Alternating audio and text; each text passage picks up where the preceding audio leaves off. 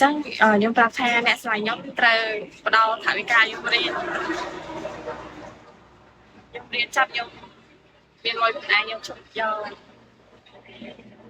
ហើយនៅរៀនចាប់ត្រូវខ្លួនឯងប្តីក៏គ្រប់គ្រងការងារគ្រប់គ្រងដែរនៅតែយកអត់ដល់បាយ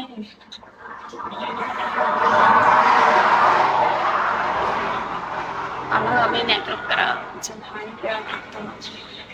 ប្រកាសទៅរឿងនឹងទេ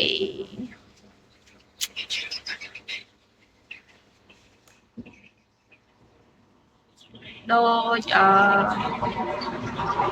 ដូចមិត្តភក្តិខ្ញុំឯងគេមានប្តីមានកូនបាត់ហើយឥឡូវ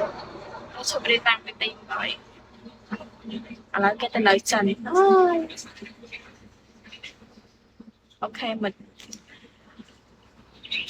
ឥឡូវគេមានកូនគេទៅនៅចិនបាត់ឯងនៅរៀនចាប់ទី12ចាប់បញ្ញាទេដែរឯងកូនដឹងស្អី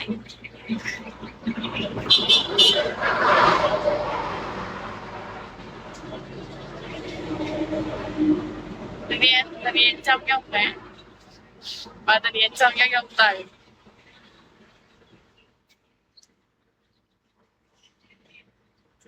អូយតែលេងខ្ញុំតែពេលខ្លះចិត្តមួយថាកូនចិត្តមួយណាចឹងខ្ញុំប្រាប់ថាអ្នកស្រីខ្ញុំត្រូវផ្ដល់ថវិកាខ្ញុំរៀនចាប់ខ្ញុំមានលុយខ្លួនឯងខ្ញុំជប់យកហើយនៅរៀនចាប់ត្រូវខ្លួនឯងប្តីក៏គ្រប់គ្រងការងារគ្រប់គ្រងដែរនៅតែយកអត់ដល់បាយ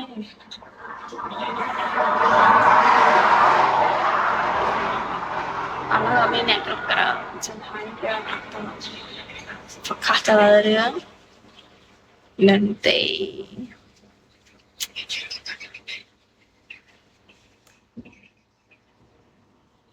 ដូចដូចមិត្តភក្តិខ្ញុំឯងគេមានប្តីមានកូនបាត់ហើយឥឡូវគេឈប់រៀនតាមពីទីហើយឥឡូវគេទៅនៅចិនអូយ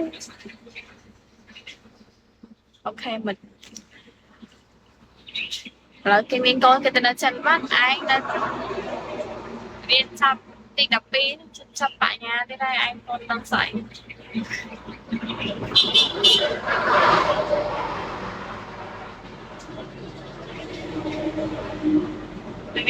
រៀនចាំខ្ញុំណា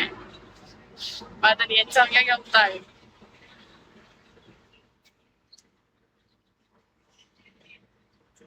អូយតែលេងខ្ញុំតែពេលខ្លះចិត្តមួយថាកូនចិត្តមួយណា